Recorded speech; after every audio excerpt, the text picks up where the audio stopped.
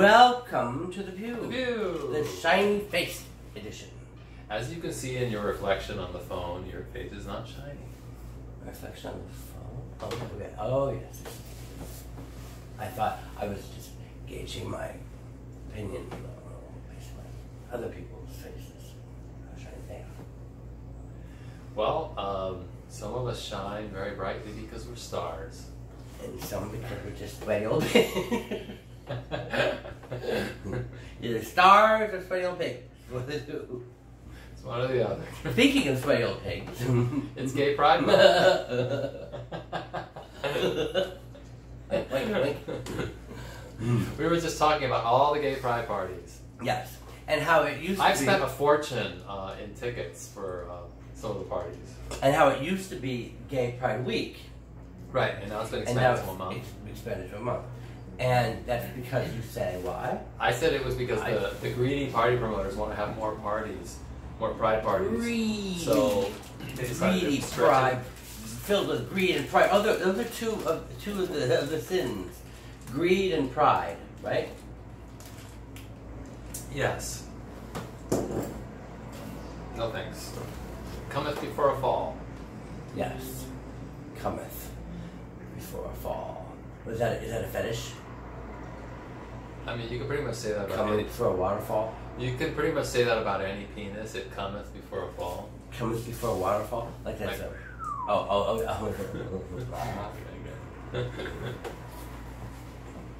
I'm gonna go to the Pride party that has Grace Jones performing. Where is that? That is on the pier. It's one of the pier parties. What time is she supposed to be going on? Oh, you know, who knows? I Grace was Jones. going to say you blew the wind out of my sail. If you would have said she's supposed to go to midnight, I would advise you to go there at 7 a.m. Right. Well, wanna, the thing about Grace performing on the pier is that they have a very strict cutoff time. So she don't care. So either she won't perform at all, Mm-hmm. or she'll perform actually on time, like at 10 or 11, because I think the event ends at 11 or 12.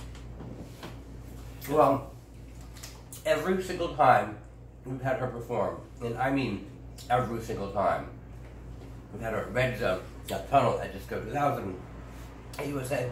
Every single time she has come, probably 3 at the earliest. She's gone on 2 hours late. Yeah, well, that's probably why people don't book her very much. Well, I mean, it's not like she performs much in New York. I mean, I can't think of the last time she's performed in New York. I can't either. And if you pull that kind of shit over and over, then no one's going to hire you. I guess she could do it at the time because she was kind of like the shit, and like, well, and also because her and Debbie Harry were kind of like the two, new actual real, club like New York club divas. Yeah, and they were popular with the club people and everything. And so, if you wanted a performance on New Year's Eve or some big day, and they were a guaranteed draw too. Even if they didn't have any recent hits, they were kind of like could be guaranteed to bring in 1,000 people or whatever at paying people. So they had a nice following. So they knew that, and not so much Debbie Harry. Debbie Harry was more of a she was more on time, but Grace Jones, no. So either I will or will not see Grace Jones, and then we're going to go to the Wrecked party at elsewhere. That party with the Carrie Nation and a whole slew of other DJs. A flu? A slew and a zoo. And when is that? That's on the Saturday night. I don't even think I'm going to go to the parade this year.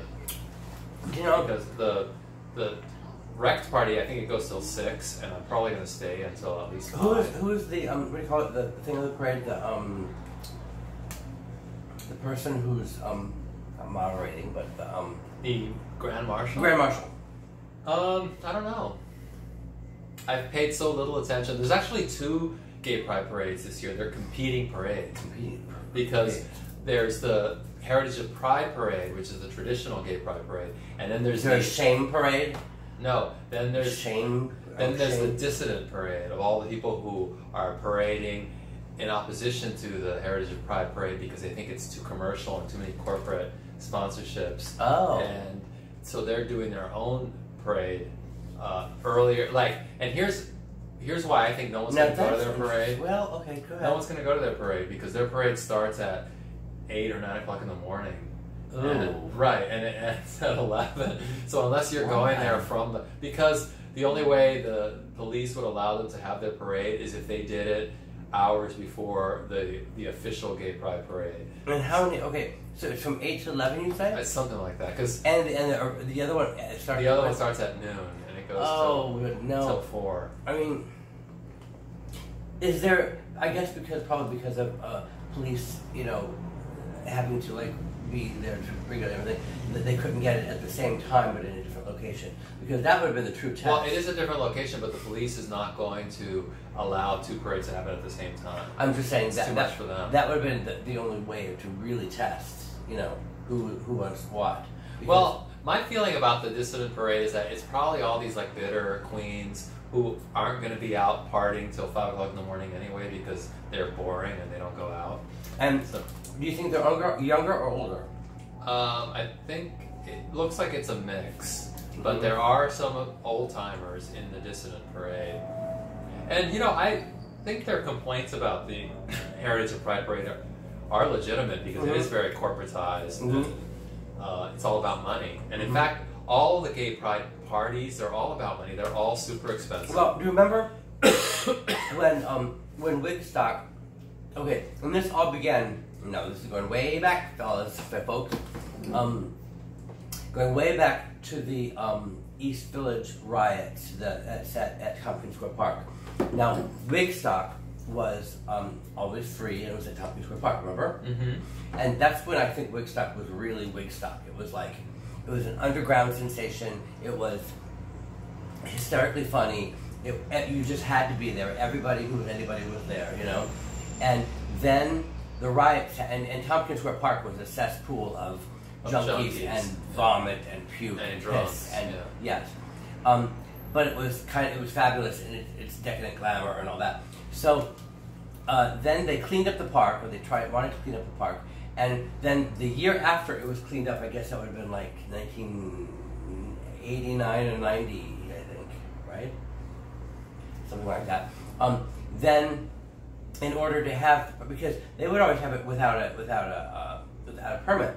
So now the park is all cleaned up, and they have to have a permit. So Bunny had to get a permit to do it, and I guess that was a lot of work and a lot of money and whatever. So now she had to charge, and I think it was like $10 or $20, which wasn't a lot of money. But every year after that, then it went up a little bit because then she got sponsorship, Dasani Water or whoever, some kind of liquor company, I think. And then there was a booklet, and then there was a poster, and then there were shirts, and then there were more sponsorships, and then it was $30, and then there were more sponsorships, and pretty soon it got to be it was at the pier or something, and it was a lot of money to go there, and it was too expensive for anybody to go.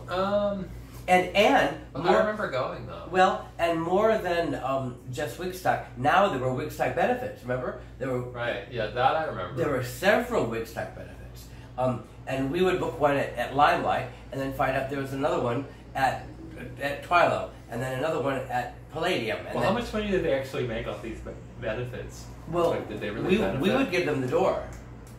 All right, and how much would that be? Well, it would depend. I mean, at Limelight on a Thursday, it would probably be a Wednesday night, but it might be $15,000, $20,000.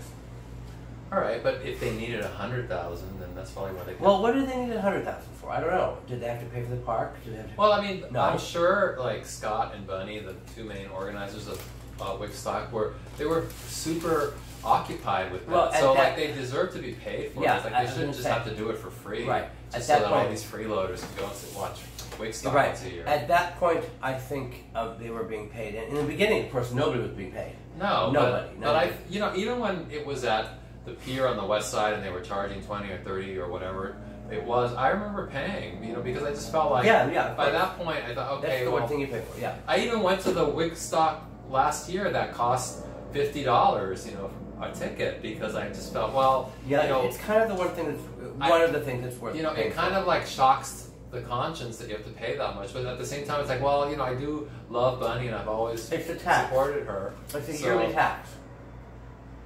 You know, I'll give Lady Bunny $50. You know, I'm not opposed to that. So, although I remember getting 4 cups of Bushwick when I went with you. Remember? They offered it to us though. Yeah, well, that was Bushwick, not Wigstock. I know. Okay. No, well, Just the Bushwick people were very gracious to us. And in return, I bought many Bushwick tickets. I would get a lot of publicity. And because, as many of you know, I don't travel alone, so I often have to buy tickets for my guests. Now, why would many of them know that you don't travel alone? Because they see my photos. Why would many of those people know that you don't travel alone? Because they see my photos out on Instagram, and I'm surrounded by people. Why many of them? We'll be right back. Now a word from our sponsor.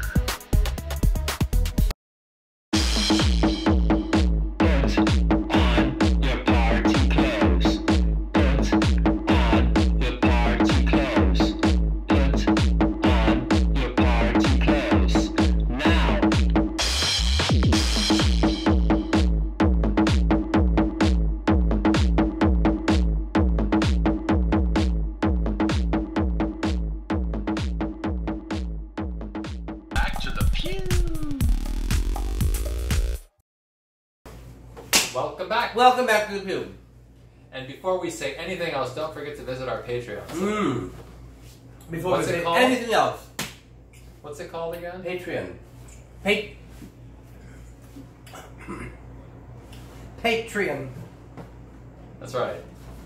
Patreon. Show us some love. Show us some love, mama love. Because it costs a lot of money to get from point A to point B. You might think that we're cheaply styled and dressed, but in fact, it costs a lot of money. Well, we are cheaply styled and dressed. But that's not where the money comes. What costs money? What costs money is gasolina. Yeah, gas does cost money. Gasolina. Tolls. And Toll House cookies. And they take a big bite out of our budget. They do. And just the time. I mean, just the time. Yeah, it took me an hour to get here today. Right, and time, as we know, is money. Time is money. Money. Time is money. And seriously, we would both like to do nothing but record episodes of the Peeew. I mean, seriously, we would really like to make the show like a real show, like some of the other. Believe it or not, I literally have to spend 9 hours a day at a job working. But for the Peeew, I mean, it's not just filming the episode and putting it up there. We film the episode, and then it takes time. It takes time to like. It even takes time just to email the episode to Scott. Yeah. And then edit it. Have it edited. And then you have to upload it. Another person, Scott, helping. And you've got to tag it. And it's all a lot of time for even for Scott, who has a child and a baby. He's our editor, and I mean, he does it. He's not complaining about it or like.